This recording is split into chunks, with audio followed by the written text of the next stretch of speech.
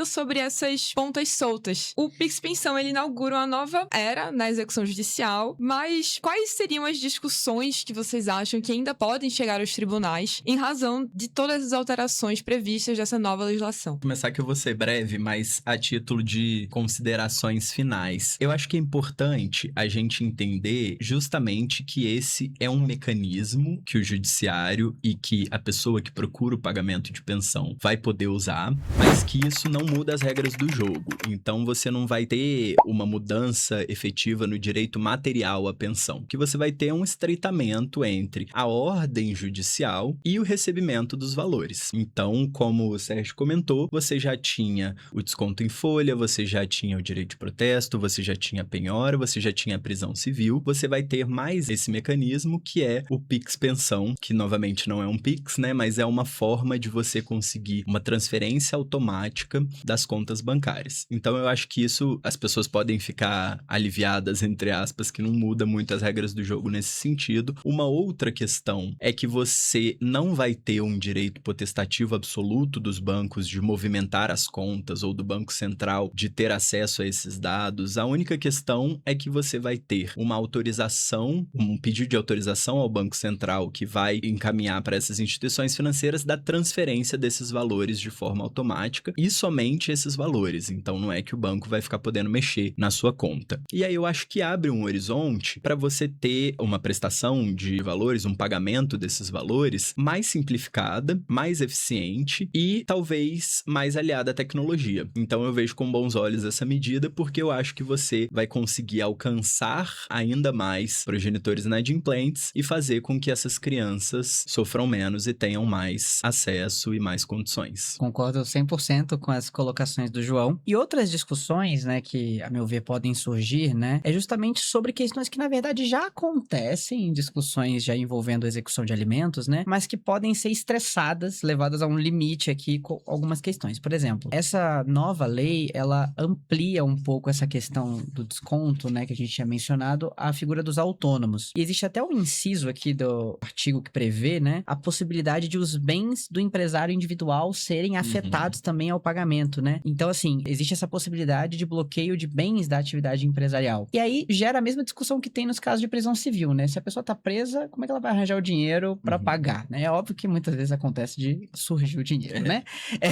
Mas existe um debate sobre se de fato é efetivo eu prender a pessoa, de fato é efetivo eu bloquear todos os bens da atividade empresarial de modo a impossibilitar que a pessoa consiga produzir o dinheiro para pagar a pensão. Então, gera discussão sobre isso, sobre a questão também do mínimo existencial, porque aqui não fala em limitação. Então, pode bloquear tudo. E a pessoa come o quê? Paga aluguel como? Então, também gera essas dificuldades, né? E tudo isso, evidentemente, vai sendo lapidado, né, com o tempo, aplicando os pressupostos gerais que já são aplicados nos casos normais de pensão alimentícia, né? É um novo meio só de garantir a execução mais eficaz, né, das sentenças que envolvem essa questão da obrigação alimentar. E outra coisa que eu acho muito interessante, né, falando em prognósticos futuros, né, que tem um artigo dessa lei que fala sobre a divulgação de estatísticas. Então, o próprio CNJ, com esse convênio aqui, né, com o Banco Central, ele vai produzir muita informação, que eu acho que é muito interessante, tanto do ponto de vista acadêmico, como também para a elaboração de política pública sobre esse tema aqui. Então, por exemplo, número de ações de cada tipo, valores médios envolvidos, quantidade de valores envolvidos em penhoras judiciais por tipo de ação, perfil dos exequentes executados, número de ações julgadas por juízes de cada vara, perfil dos alimentandos de quem recebe. Então, assim,